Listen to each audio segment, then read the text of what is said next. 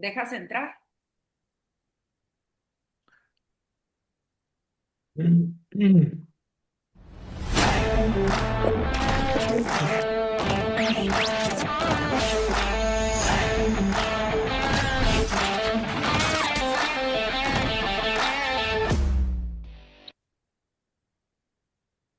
Hello, everybody, and welcome to this WBC Talks. Like every Thursday, we're here ready to talk about boxing. First, let me introduce Xochitl Lagarda. She's the director of WBC University. Xochitl, how are you? I'm so happy, Victor, today because we have a very, very special talk today. And I was telling you before we begin that I feel very proud of this team today. We can call the WBC generation that's been working very hard in participating in the talks, in the WBC talks all the time. Doesn't matter the time. Like for Phil right now is 3 a.m. in the morning. For Alexander, I think is 8 or 9, something like that. Or Seven. It's not too late. not too late. And for Tom, he's in the middle of his job, so they always make an effort to be with us. And the WBC talk today, it's very important because it's material that actually they made. Tom is a leader of the talk today. He made this content to share with all the fellow judges, and they've been working a lot in the subject. Actually, Tom has. But before I give you the word back again, maybe I want to let everybody know that it's Phil's birthday. It was Phil's birthday. When was it? 3 days ago?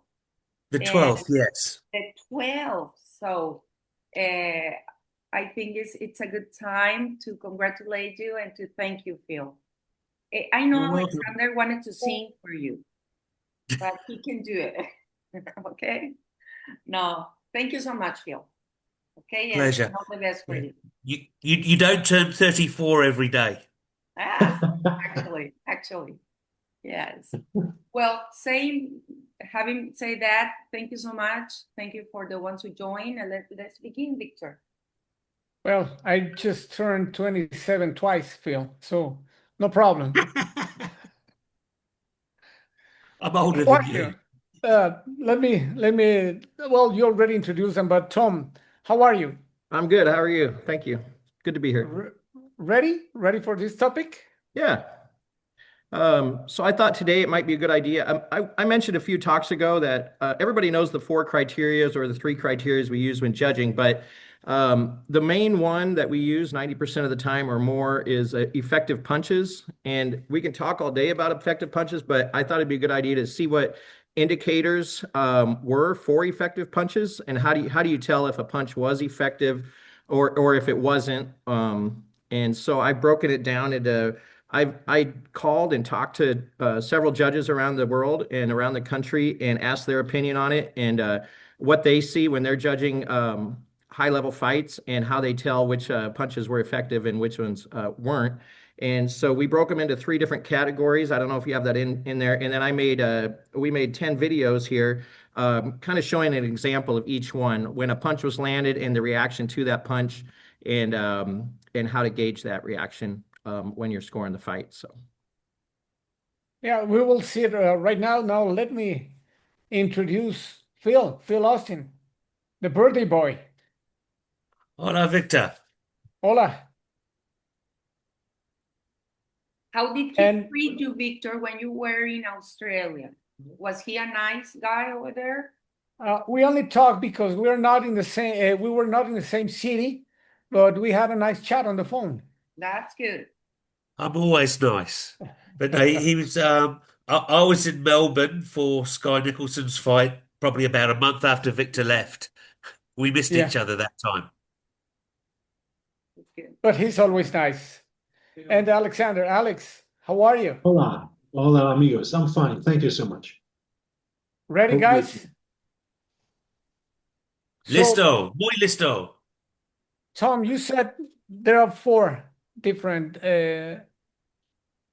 categories or ranges. Well, 4 criteria of judging, which are effective punching, effective aggressiveness, and then ring control, and then some people consider defense, but most people don't get that far down the criteria. But most of it is judged on effective punches. So I think Gilbert's got, we'll just run down the list of the ones I got, and then I'd love to open it up to some of the more experienced judges and get their opinion and see if there's anything that maybe we missed or somebody didn't mention. And yeah, I think we can just go watch video number 1 if you're ready, Gilbert. Effective punch indicator. Opponent retreats. Watch Crawford's jab in this exchange. The punch lands clean. Notice Spence immediately backing away. Judges score the effect of the punch, not the punch type. Yeah. Pretty simple, Phil. Yeah. Very simple. You see the momentum, his momentum change quite dramatically. Yeah, very, very clear indicator. I have a Probably question that made his eyes water a bit. we were talking about this the other day. There are guys that cut the face really easy. So they can cut even with a punch. How does a judge work with this? I mean, it's a clean punch. It may harm, but it turns that this guy cuts really easy, or he's been cut there many times. So how does it work? All right, you kind of read my mind. I included that as one of the initial indicators, and then that was the only one that Dwayne kind of poo-pooed and said we shouldn't talk about that because for that exact reason. Like, for instance, I might cut easy, but Alexander might, his skin might be a little tougher. So we're looking at more the impact of the punch rather than punch itself. Yeah, than the result of it. So yeah, but I add that in there as one of them because the general public would think that'd be obvious, right? You get punched, you get cut. That was a very effective punch, but in some cases it's really not. Some guys just bleed, are bleeders. Yeah, you remember Markus Bayer was a German fighter, and he was a guy who really cut very, very easy. Even in the first round, he had a lot of cuts, but it doesn't say anything about his ability, during the fight in the ring. So even if he won the fight, he sometimes looked like the loser because of cuts. Daniel Zaragoza was another one. Daniel Zaragoza and Bandido Vargas, Yeah. two Mexicans that you just look at them and they get caught. Yeah. Vinny Pazienza would bleed during the pre-fight instructions. Quite simply, I've always maintained I do not judge beauty contests. I don't care what a fighter looks like. It's not how they look. It's what effect the punches are having on them and their effectiveness. Please go ahead, Tom. Okay. Yeah, and I mean that one's pretty obvious. And Gilbert, if you want to share the next one, most of these videos are pretty short. I think only one of them is over a minute long, so we can we'll have plenty of time for discussion too. But we'll just roll right through them and discuss each one if that's cool with you guys. Yeah. Effective punch indicator. Clinching after taking a clean punch. Watch the punch land here, and you'll notice the opponent immediately clinching. This reaction often indicates the punch had a clear effect.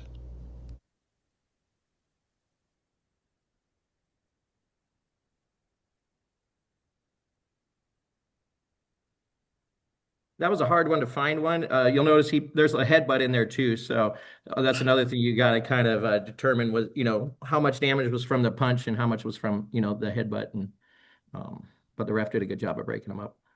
But clinching is obviously another one where if he gets hit and he gets hurt, he'll grab his opponent to try to recover. Absolutely. Not straightforward one, but Go ahead, Phil. No, Victor, please. Yeah, sometimes when you get hit hard, you get a little dizzy or you're not ready to move again. And the way that you protect is clinching. And that shows that punch was made a big reaction in the opponent. Right. If Golovkin hits me, I'm jumping on his back. So we just score the punch itself, not the reaction. Because I remember one fight. I believe it was It was an Ali fight, an early Ali fight, where the commentators said when it went to the scorecards, the commentators said Ali did some more hits, but I don't know if it was Frazier or someone. The other guy had the more clinches, so they expected to affect the clinches, affect the scorecards in like you kind of go easier to a 10-9 if the other guy is clinching more. But how is your opinion on this? When you see a fighter clinching many times, does it affect your score, or as I said, we still just score the punches if the punches land, and not if the other guy is just, I mean, if he doesn't do anything, it's just clinching. He can't land punches. But I don't know if you understand what I really wanted to say. We're judging. I think you're judging the reason they're clinching, not the clinching, but he clinched for a reason. And sometimes he's clinching Yes. as a tactic. Other times he's clinching to recover. Yeah. Yeah, I would But say what that is the Alex is saying, I mean, difference. certainly it's going to affect how you score him, because if he's clinching all the time, he's not landing clean, effective punches, is He's he? not landing punches, yeah. But many times, Phil, there are fighters that, like Cubans, that they punch a clean, effective punch and they clinch. So they Yep. stop the action. They don't let the other guy to counterattack or something. Yes, yes. Like Klitschko was like this. Klitschko threw one or two punches, and then he clinched himself by himself, you know. And yeah, but as we said, you just score the punches and not the holding. Yeah, I'd love to get comments too from some of the other judges that aren't on the panel, like Steven and Chris and Jose and Glenn and Mike and you guys. So feel free to chime in if you've got any comments on any of these reactions after we talk about them. That'd be great. But we can keep rolling if you want, Gilbert, with the third one. The next one's going to be running and getting on your bike and running after receiving an effective blow. Effective punch indicator. Opponent gets on the bicycle. In this clip, you'll see Nonito Donaire land a clean, effective punch on Naoya Inoue. The punch connects clearly and produces an immediate reaction from Inoue. Inoue responds by clinching, a common defensive reaction after absorbing a solid punch. When the fighters separate, Inoue gets on his bicycle and moves away to create distance and recover. When a fighter lands an effective punch that forces the opponent to clinch or retreat, it is a strong indicator that the punch had a scoring impact. Judges should recognize reactions like clinching and retreating as evidence of effective punching.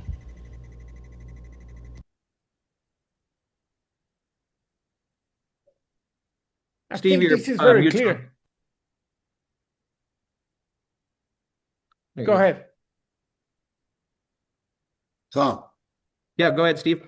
Oh, basically what I was nodding to is that if, say, the round ended there, then you would score that round if that was the only punch as the effective points. Then you would score that round 10-9, effective, aggressor, close, or moderate, depending on where that was. So, yeah, I agree with you. What do you think, guys? Well, if that's the only punch that landed in the round, we've had a really dull round, haven't we? Yeah, look, it's another great indicator, but of course, I think probably one of the most important things that we remember is that these are just an indicator. It's not. It's just to sort of clarify for judges. It's not the be all and end all, and this is what you must look for. No. Yeah. It's a helping guide, isn't it, Tom? Yeah, exactly. Yep, it's not hard and fast. All right. Any other comments on any like fighters after they getting punched and getting on their bike and running? I know our referees usually do a pretty good job of trying to get the action, started again and limit that. It's one of those things. It's just like clinching, except I think you can get away with it more on your bike than you can with clinching. Because if you're clinching without intent, that's holding and you can get in trouble. If you move away, it's going to be a while before a referee is going to sort of go, "Hey, you've got to engage." Right. Yeah, good point. All right, we're rolling right through these. This is a pretty good one. We're going to talk about like spaghetti legs or wobbly legs after receiving an effective blow. Effective punch indicator, wobbled legs or spaghetti legs. Watch the punch land here. Notice the opponent's legs momentarily losing balance. Loss of balance is a strong indicator the punch had a clear effect. I think that's one of the easier ones to tell. Obviously, when when a guy's receiving punches and he has difficulty standing up. So again, some of these indicators are concrete, and some of them you have to just gauge from your experience. But I think this one is clearly a real easy way to tell if a punch had a serious effect. Agree with that. I mean, probably the easiest one of all of them, I would think. I don't think that is that clear many times. You have to have a quick eye because sometimes, especially if you're facing a southpaw and orthodox, it's True. the feet. So you have to train your eye to see the legs when it's the effect of a punch or someone is stepping the other, or you could mix. Absolutely. Oh, you're muted again, Stephen.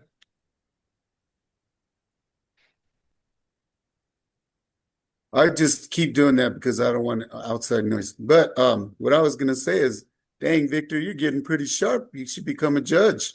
Yeah. Because he noticed the feet. If there was a southpaw, hey, that's pretty sharp on.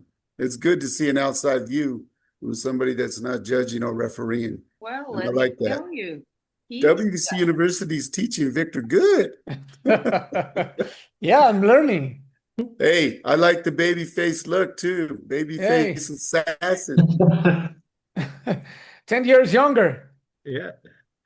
All right. I like the next one because it can work two different directions. Sometimes we're going to talk about facial reactions and wincing.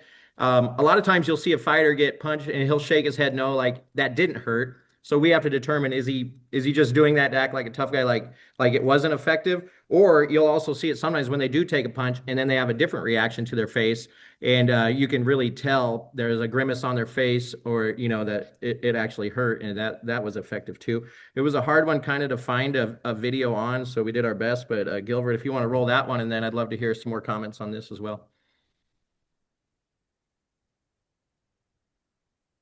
Effective punch indicator, facial reaction, and wincing. Watch these exchanges as the punches land. Notice the facial reactions and body language after the punches connect. Facial reactions are one of the easiest indicators that a punch had a clear effect. In exchanges like these, judges must determine which fighter landed the more effective scoring punches in the round. Judges should also watch for other visible reactions. Fighters may shake their head no after a punch, even when it hurt. Swelling, cuts, and other physical damage can also indicate effective punches. One important note, while immediate cuts and swelling can signal an effective punch, judges do not score damage. We score effective punches, followed by the other scoring criteria when effective punches are even. I think in that video, we had every one of these, all 10 of these in one round. That was one of the greatest rounds ever. But yeah, those are some tough guys in there. Yeah, I think like what you were saying to start with, where a guy will shake his head to say that didn't hurt. The number one unequivocal rule of boxing is if a boxer shakes his head to say that didn't hurt, that hurt. Yeah. That is something that I always say when I was commentating fights, that they let you know that it hurt because they say no. Yeah. Spot on. Yeah. Yeah. Body shots especially, you'll get the wincing. with the good body shot. Yeah, unless the crowd start shouting because of the punch, and then they say no. But if this is the effect immediate after the punch, it is a sharp punch. Jose? And what if a boxer says yes? Maybe it's twice the effect. Yeah, you're right. Maybe Yeah, it's twice the effect. you see that too. Yeah, like kind of giving them respect. Yeah, Yeah, you got me.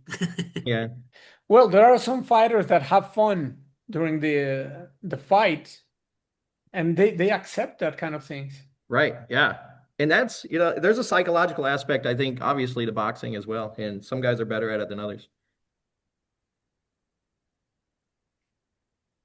All right. Anything else you guys want to talk about on the facial reactions or wincing or anything like that? Obviously, that Gotti Ward fight, I think it's the greatest fight ever. It's my favorite fight. But, That fight gets stopped these days. oh, yeah. Well, how does a judge, if you are so serious in your job, how do you take this? When they make faces, do you take it good or not? Or you just don't pay attention to that? I think you can pay attention to everything, but you're really judging the punch that caused it, and you got to evaluate that right away. But there's a lot of times where you have a bad view and you might only see part of the punch land or something like that. But if you see any of these indicators, then it might tell you that those actually, that really was an effective punch, and you just got to factor everything into your how you score. I don't know if that made sense, but yeah. Yes, because well, when you watch it on TV, and as a fan, you don't look at that. You only see the faces, the joking and everything. Mm-hmm. But they're not really in the scoring. So you Right. guys are in the scoring part. So you don't take any of that part. It doesn't matter. So I think it's important too. For the judges, the new judges, the ones who are getting trained, that doesn't matter. Okay? Yep. You're not going to go in favor or against a boxer that makes jokes or makes fun of the other boxers, but part of the ethics. And I then, think you've got to be careful, Tom, what road you go down.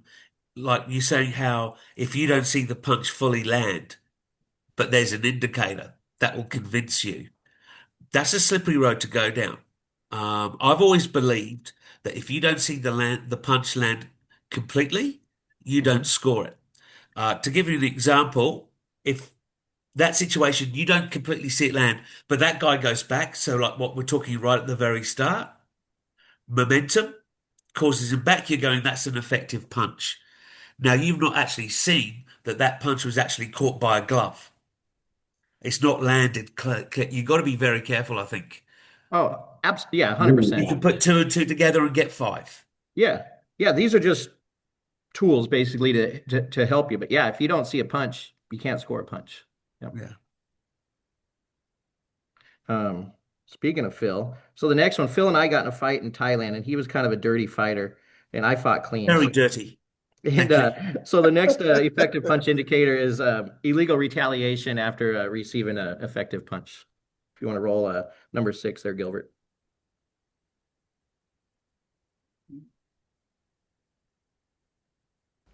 Effective punch indicator, illegal retaliation. While the following 3 examples are somewhat extreme, they illustrate an important point for judges. It is important to remain fully focused throughout the entire round. When a fighter begins receiving effective punches, frustration can sometimes lead to retaliation with an illegal action. Watch these examples carefully. A fighter who has just taken a clean punch may respond with an illegal blow or tactic. The most common reactions include rabbit punches and kidney punches.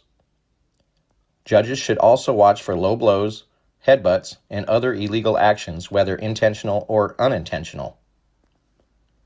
These reactions often occur immediately after a fighter receives effective punches. Recognizing these situations helps judges understand both the effectiveness of the punches that landed and the reactions that follow.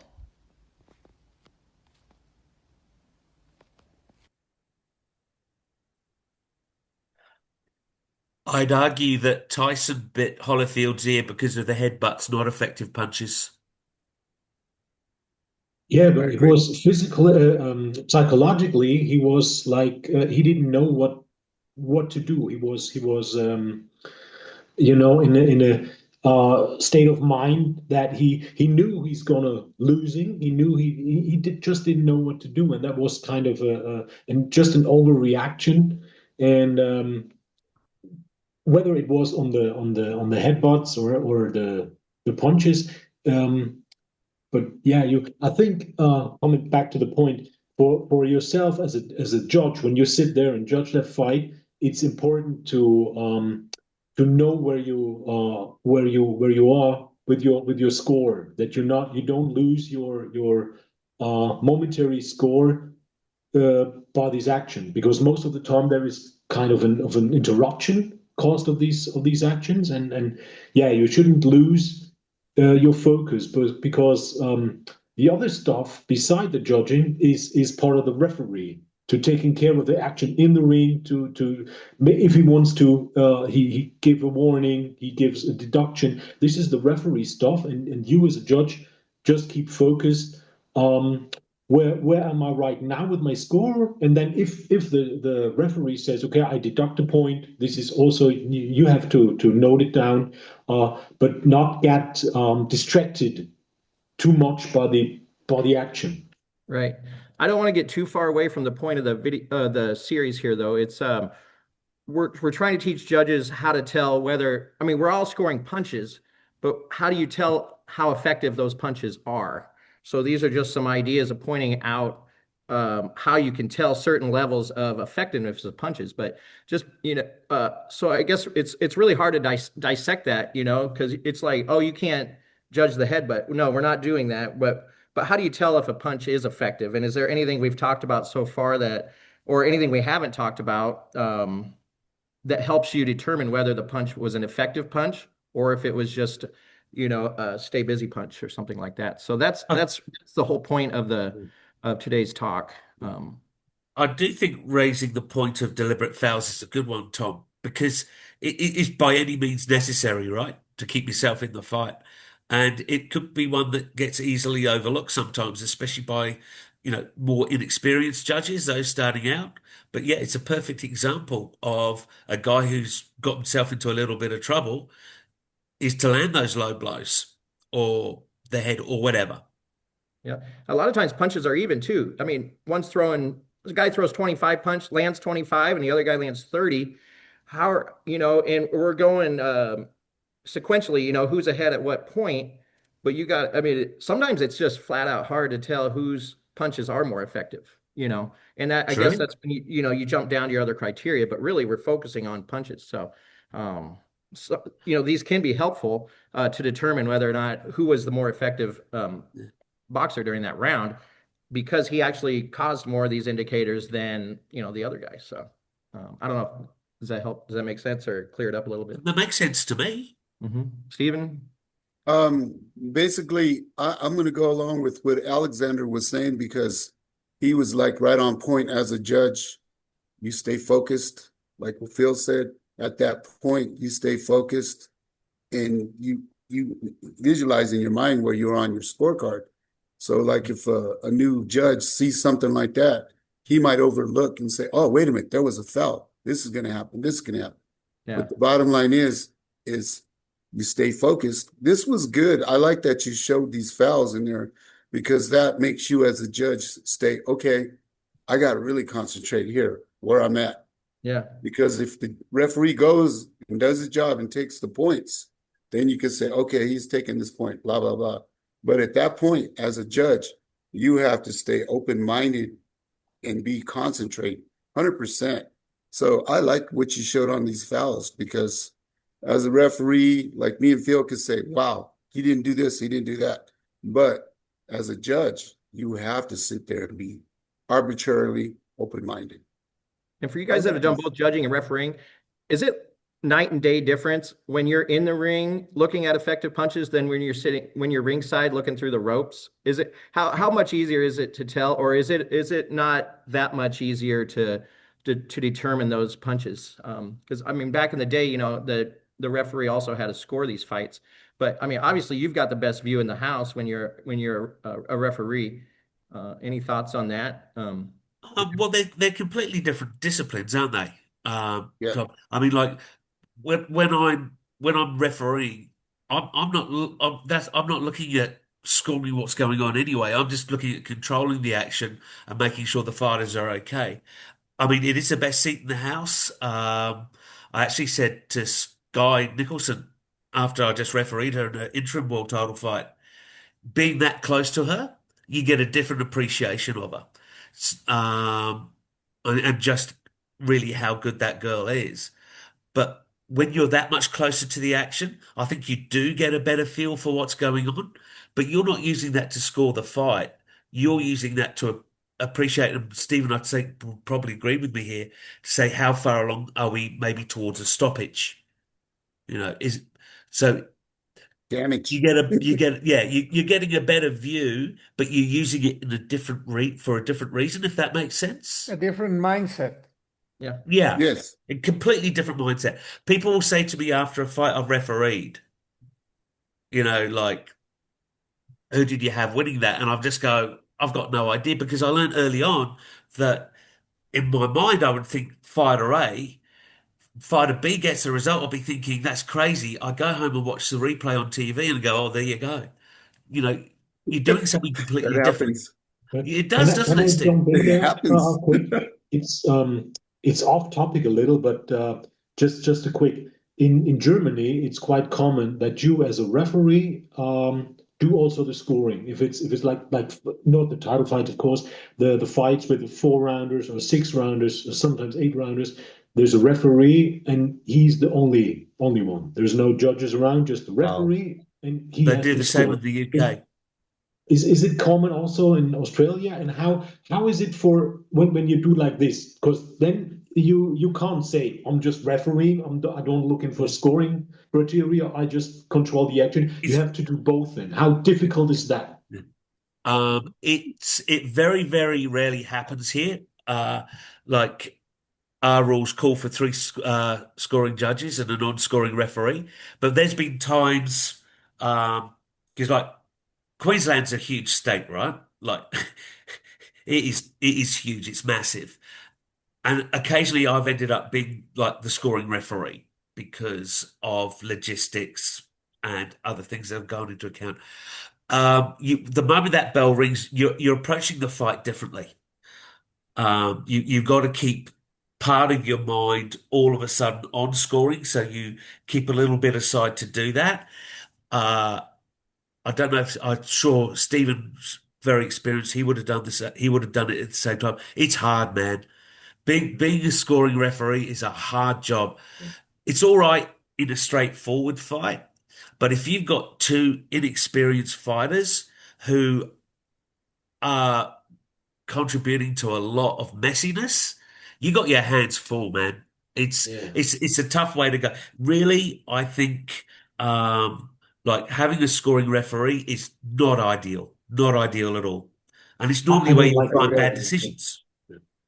It's common in Germany for some smaller, small events. It's common. In the UK, it's anything below 10 rounds, Mm. really. And I think that's quite often is why British judges do more drawn rounds in world title fights. If they'll do more than one drawn round in a fight, whereas I won't do one drawn round in a year. And I think it's come from that practice of doing drawn rounds because they've had their hands too full. But that's my opinion. Stephen? Wow. I was gonna say, wow, we talking about the 60s and the 50s in the United States. But I'll be honest, in Colorado, before we even had a commission, we were the Wild Wild West.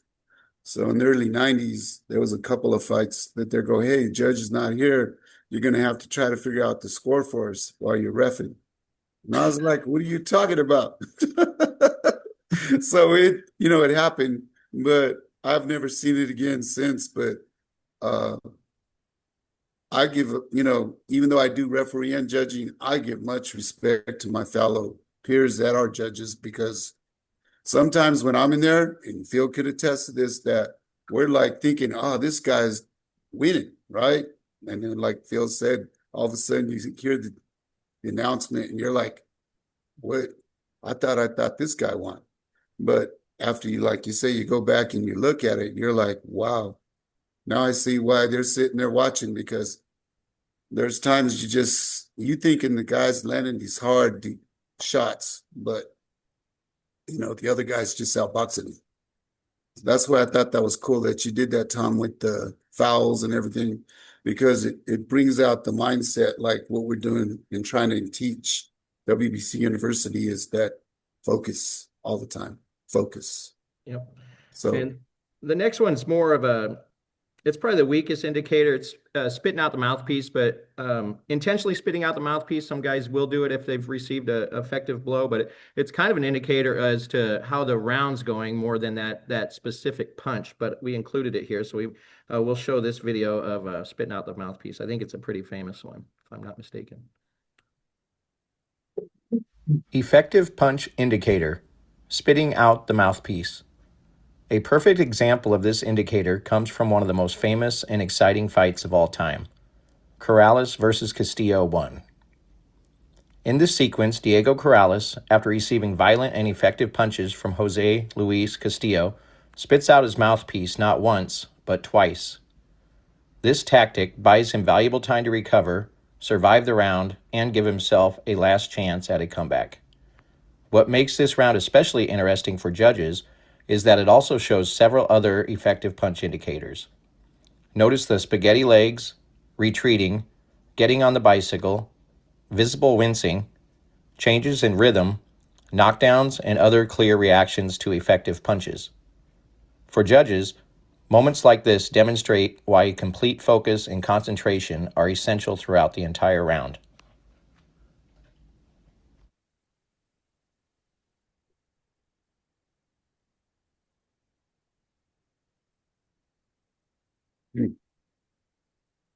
Excellent.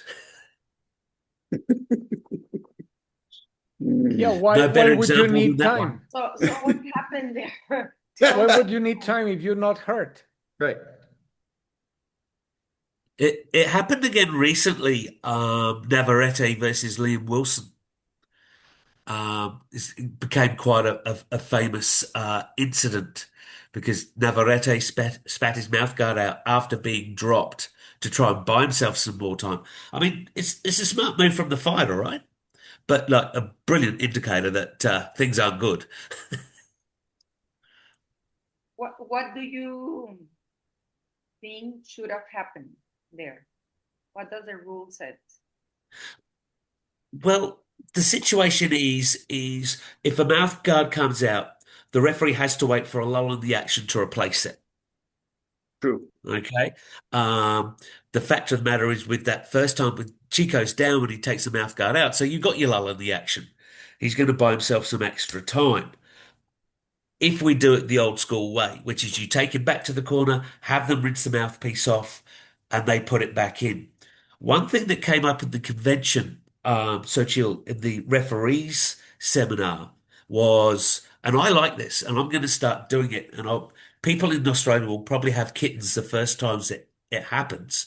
But if a fighter spits that mouth guard out himself, the referee picks it up, he puts it straight back in. Like, don't try that. Don't do that.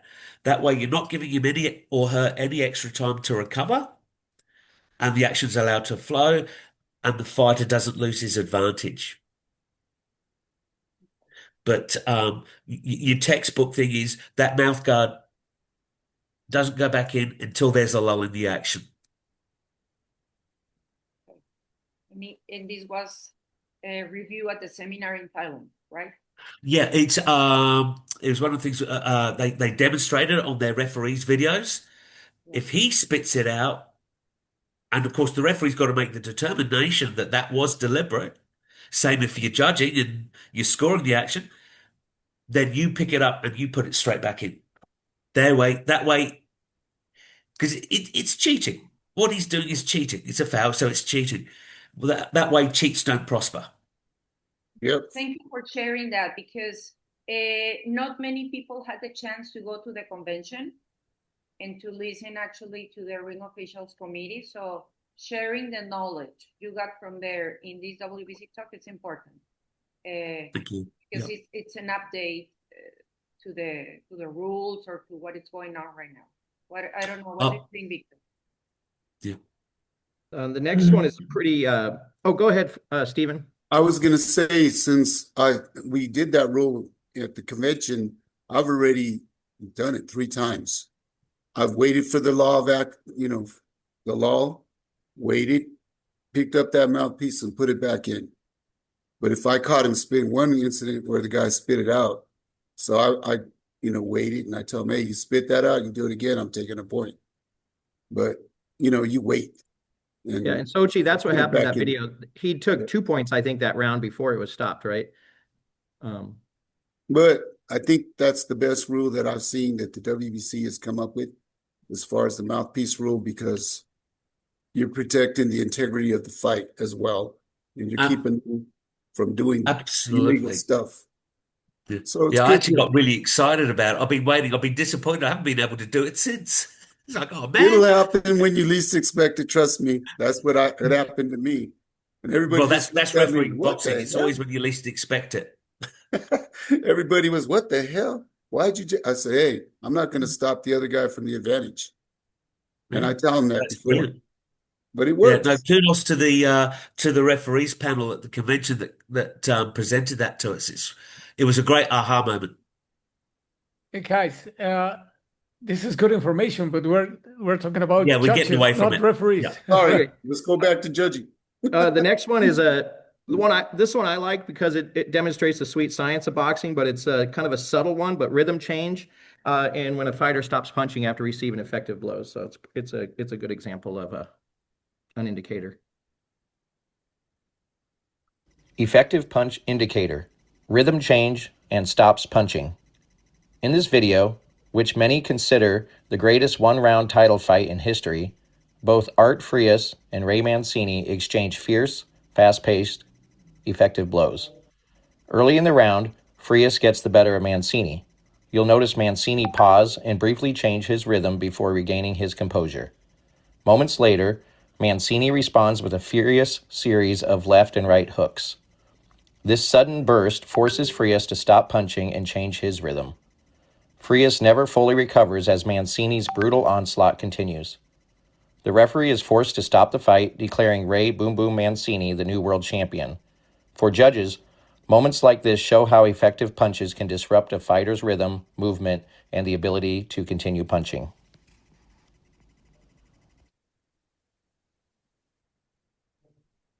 We did a lot of shots. Jesus. Yeah. That's one of my favorite fights of all time. Just one round, but just an amazing fight. Great fight, wasn't it? It's an excellent point too, Tom. The change of rhythm.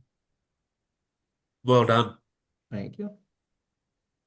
Those can be hard to see. Becoming a good referee, judging. Yeah. Yeah. Yeah. You got to really focus. All right, we'll move right along then, I guess. The next one is just, this is one I think Martha Tremblay said was a pretty good indicator, so we included it. It's frequent blinking after receiving some punches can be an indicator too, as how effective they were. This was a hard one to find a video on too. I bet. Effective punch indicator, frequent blinking. When a boxer receives a clean punch, particularly to the head or eyes, one reaction judges may observe is frequent blinking. This reaction often indicates discomfort, irritation, or an attempt to regain visual clarity after the punch. Frequent blinking can signal that the punch had real effect, even when the boxer remains standing and continues to fight. As judges, it is important to observe not only the punches themselves, but also the physical reactions that follow. Subtle reactions such as blinking, facial expressions, or changes in rhythm can provide valuable clues when determining which fighter landed the more effective punches during the round.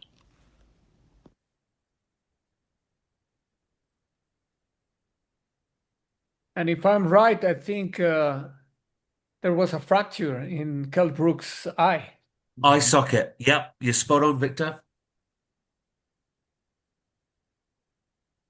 All right, and that was most of them. We have one more video left. This one kind of has a few different examples in it. Some obvious, obviously, when it's a knockdown, you know, you know that they were effective punches. But this is the last one, and then we can open it up and see if anybody else has any that we didn't talk about. If you want to play the last video of it, Gilbert. Effective punch indicators: knees, knockdowns, and reactions. Often when a boxer takes a painful or effective punch, their reaction reveals the impact. One common reaction is shaking the head no, trying to show that the punch had little effect. More obvious reactions occur when a fighter takes a knee, is knocked down, or is knocked out. These reactions are strong indicators that the punch had a clear effect. As we have discussed in previous videos, the number one tool in a judge's toolbox is complete focus and concentration at all times, while avoiding all distractions from fans, noise, corners, and photographers. Judges must observe not only the punches thrown, but also reactions that follow. Recognizing these reactions helps judges determine which fighter landed the more effective scoring punches during the round.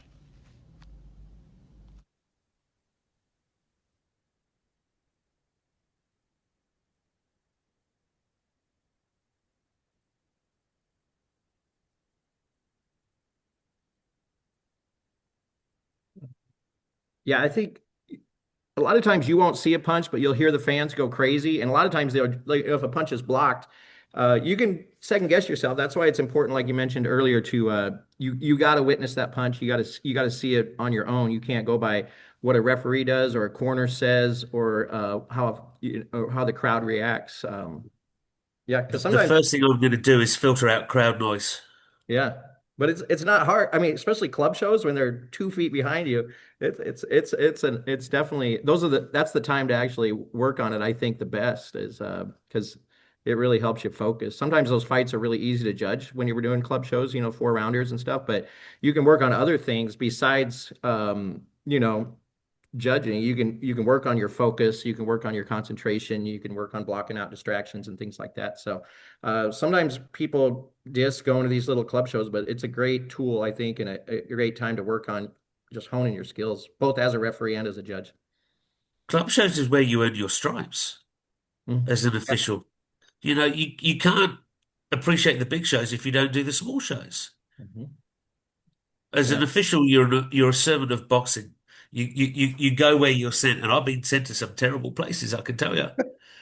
But in the middle of nowhere, you drive for 8-9 hours, and it's a small show in front of a handful of people or a place that's absolutely packed. But that's how you earn your right to the next stage, but you also complete your skill set for those bigger fights.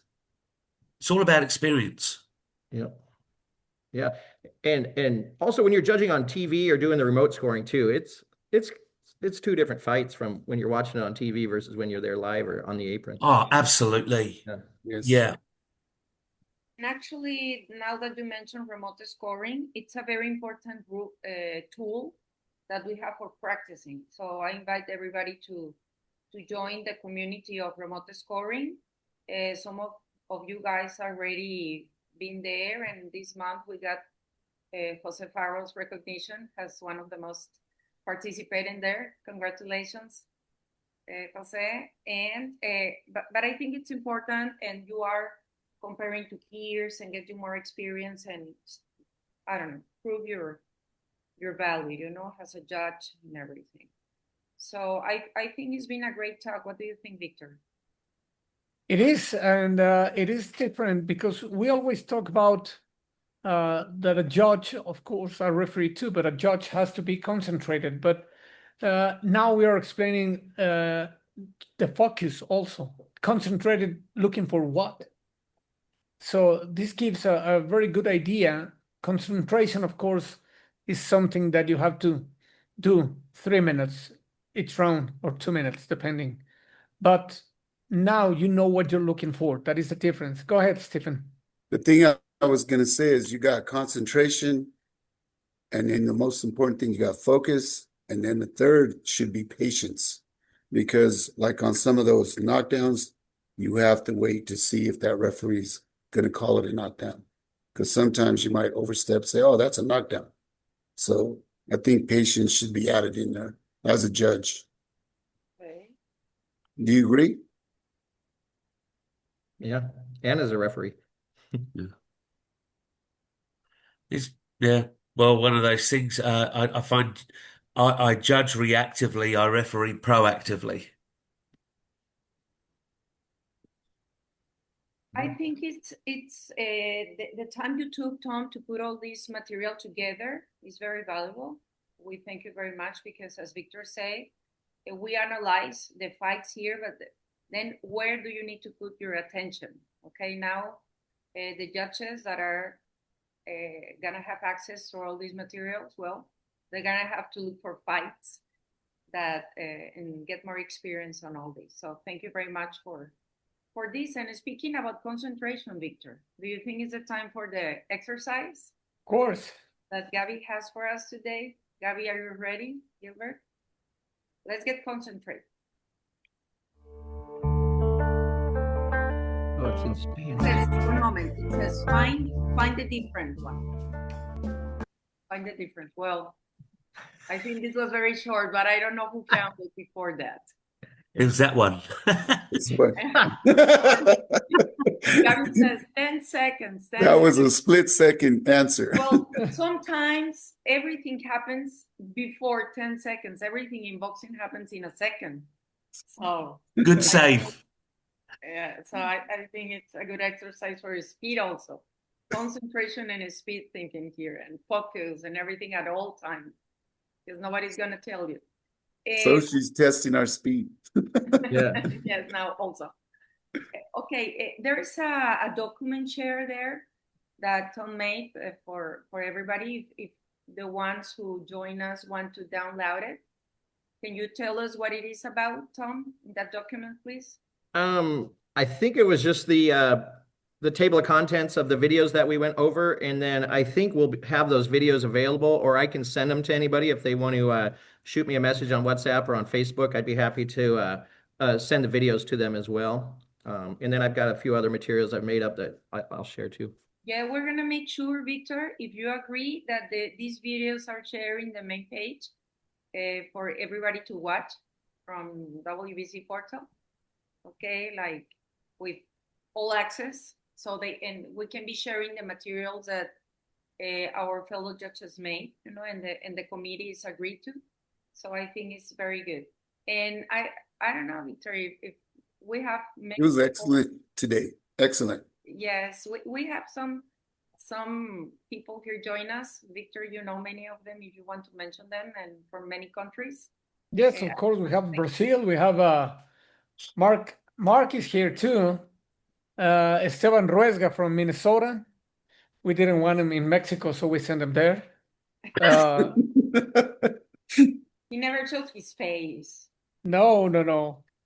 And Glenn Dawson, thanks for being with us. Jairo and Jose Faro that is working, so we shouldn't distract him, but we can say something bad about him, Thank you very much for being here with us, and Xochitl. Well, thank you very much, and it was a great, different, like you say, talk, but it's knowledge, it's education. That's what we are here for, and sharing the knowledge. So thank you very much for this WBC. My pleasure. Have a great weekend, everybody. And happy Thank you very much. Thursday. Happy birthday. Happy birthday, still. Yep. Happy birthday, viejo. It's our chance to sing all together. Where's Esteban? He could be singing better than all of us. Esteban doesn't want us to see his face. I'm here. I'm around. Okay, let's go. Hey, So you want happy birthday in English or in Spanish? Yes, please. Esteban, do you have your piano there, guitar? What do you have? I think I have my guitar. I don't know. He wasn't ready, of course. Okay. That is great.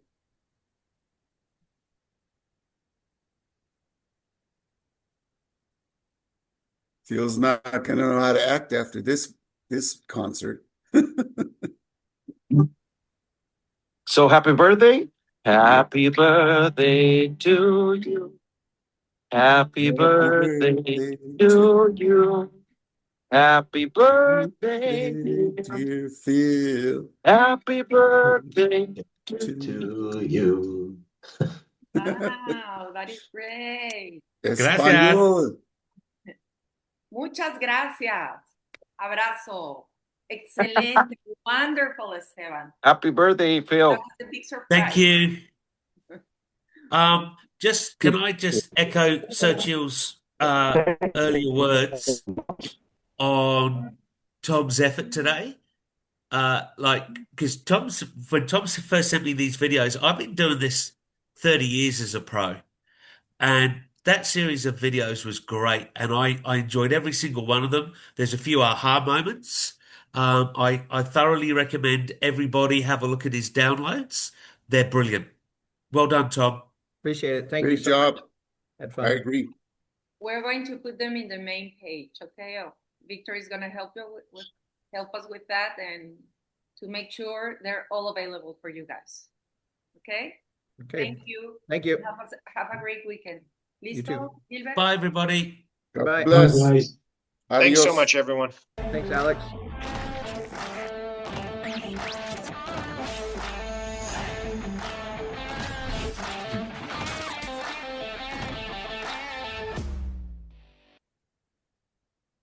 That was awesome. Well done, Tom.